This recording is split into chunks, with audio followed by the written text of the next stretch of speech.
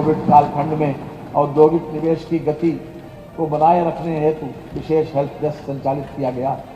राज्य सरकार एक्सप्रेसवे, जल मार्ग, हवाई अड्डों तथा अन्य मल्टी मॉडल परियोजनाओं के माध्यम से विश्व स्तरीय बुनियादी ढांचे तथा निर्बाध कनेक्टिविटी के विकास को सुनिश्चित करते हुए त्वरित अवस्थापना विकास को बढ़ावा दे रही है। उत्तर प्रदेश 5 एक्सप्रेसवे वाला देश का पहला प्रदेश बन गया है।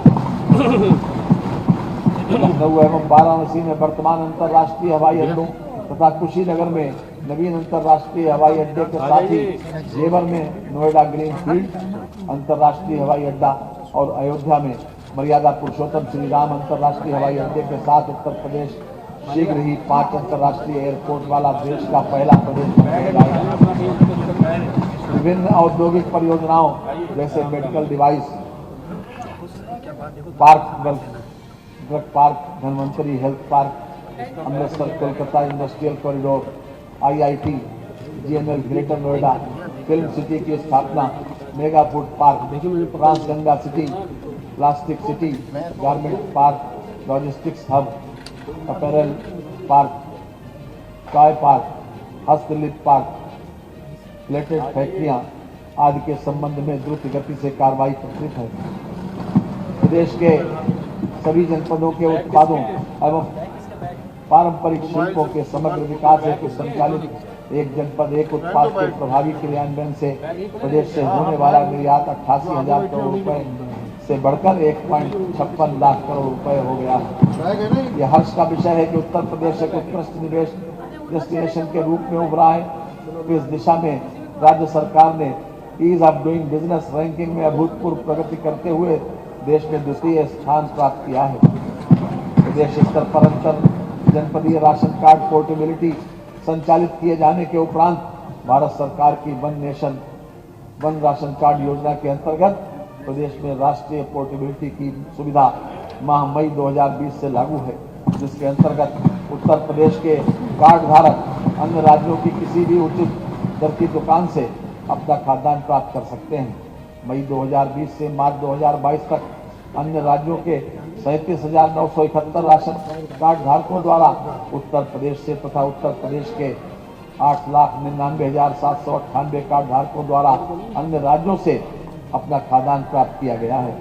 राज्य सरकार द्वारा अंत्योदय एवं पात्र गृहस्थी कार्ड धारकों को निःशुल्क खाद्यान्न के साथ साथ आयोडाइज नमक, साबुन, चना एवं खाद्य तेल दिसंबर 2021 से मार्च 2022 तक निःशुल्क वितरित कराया गया, जिस पर लगभग 4,801 करोड़ रुपया का व्यय हुआ।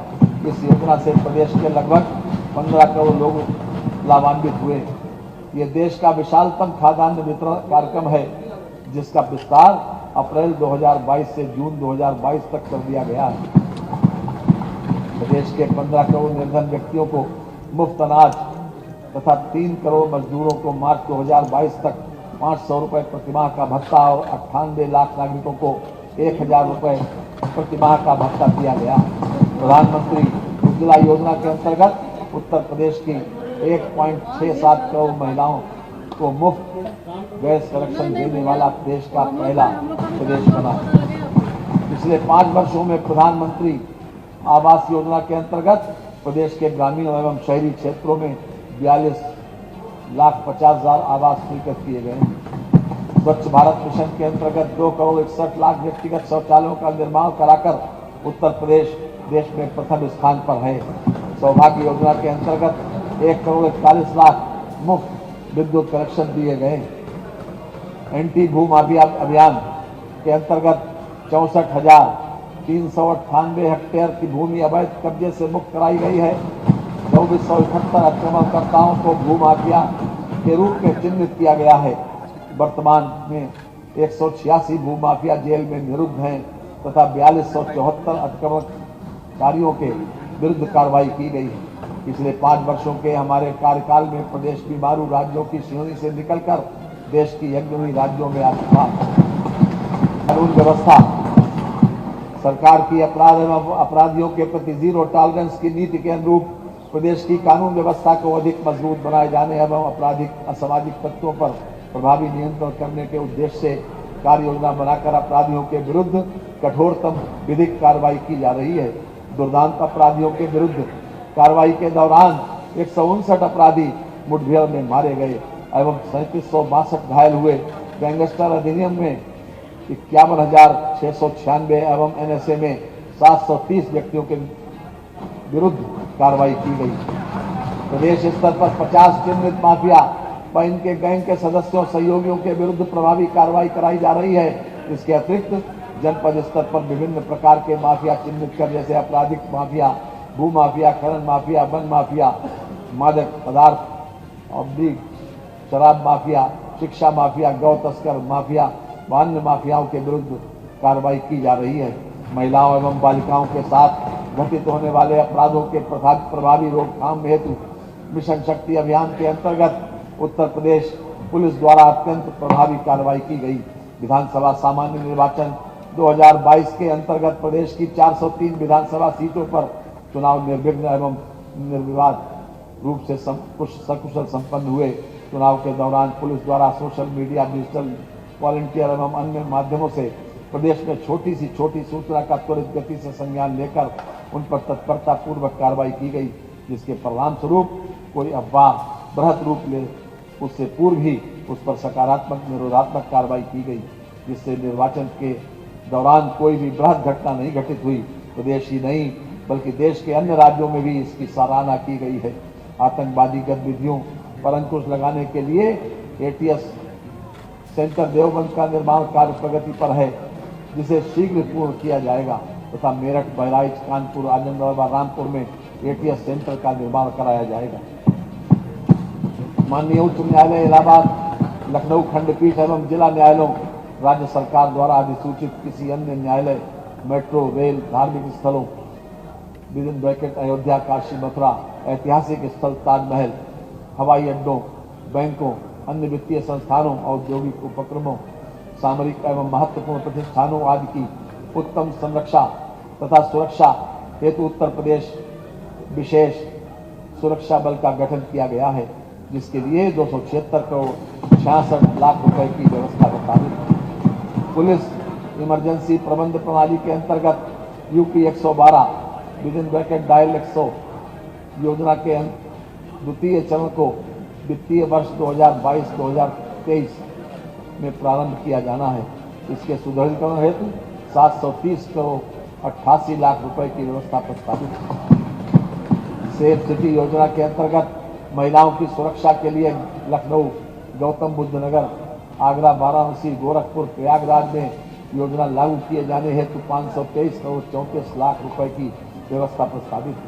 जनपदीय थानों हेतु सुरक्षा उपकरणों एवं अस्त्र शस्त्र हेतु 250 करोड़ रुपए की बजट व्यवस्था प्रस्तावित है।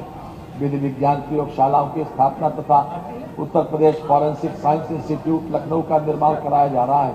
पुलिस के आवासीय भवनों के लिए 800 करोड़ रुपए, अनावासीय भवनों के लिए 800 करोड़ रुपए, नवसृजित जनपदों में पुलिस के आवासीय अनावासीय भवनों हेतु 300 करोड़ रुपए तथा नवसृजित जनपदों में पुलिस लाइन के निर्माण के लिए भूमि क्रय हेतु 65 करोड़ 70 लाख रुपए की व्यवस्था प्रस्तावित है।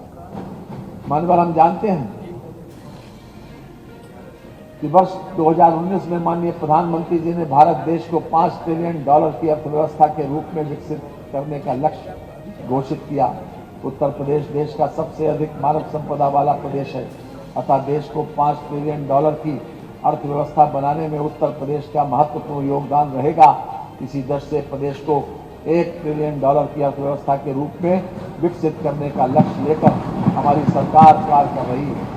कोविड-19 महामारी से वित्तीय वर्ष 2020-2021 और 2021-2022 में विश्वव्यापी आर्थिक मंदी रही, जिसका प्रभाव प्रदेश की अर्थव्यवस्था पर भी पड़ा। अब प्रदेश उस दौर से निकल चुका है। प्रदेश की अर्थव्यवस्था में तेजी से सुधार हो रहा है। हमारा विश्वास है कि हम प्रदेश की अर्थव्यवस्था को $1 ट्रिलियन तक ले जाने में सफल होंगे। कृषकों को सिंचाई हेतु डीजल और विद्युत के स्थान पर वैकल्पिक ऊर्जा प्रबंधन के अंतर्गत प्रधानमंत्री किसान ऊर्जा सुरक्षा एवं उत्थान महाअभियान योजना के अंतर्गत कृषकों के क्षेत्रों पर सोलर पंपों की स्थापना कराई जा रही है। वित्तीय वर्ष 2022-2023 में 15,000 सोलर पंपों की स्थापना कराई जाएगी। कृषि उत्पादन में गुणवत्ता युक्त बीजों का सर्वाधिक महत्व है, इसलिए वर्ष 2021-2022 में 60.10 लाख कुंटल बीजों का वितरण किया गया है। वर्ष 2022-2023 में 60.20 लाख कुंटल बीजों का वितरण किया जाना प्रस्तावित है। प्रदेश सरकार द्वारा कृषकों को पर्याप्त मात्रा में उर्वरकों की उपलब्धता सुनिश्चित कराई जा रही है। वर्ष 2021-2022 में 99.80 लाख मीट्रिक टन उर्वरक का वितरण किया गया है। वर्ष 2022-2023 में 119.30 लाख मीट्रिक टन उर्वरक वितरण का लक्ष्य है। प्रदेश में 34,307 राजकीय नलकूपों तथा 252 लघु डाल नहरों द्वारा कृषकों को मुफ्त सिंचाई सुविधा उपलब्ध कराई जा रही है। मुख्यमंत्री लघु सिंचाई योजना हेतु 1,000 करोड़ रुपए की व्यवस्था प्रस्तावित है।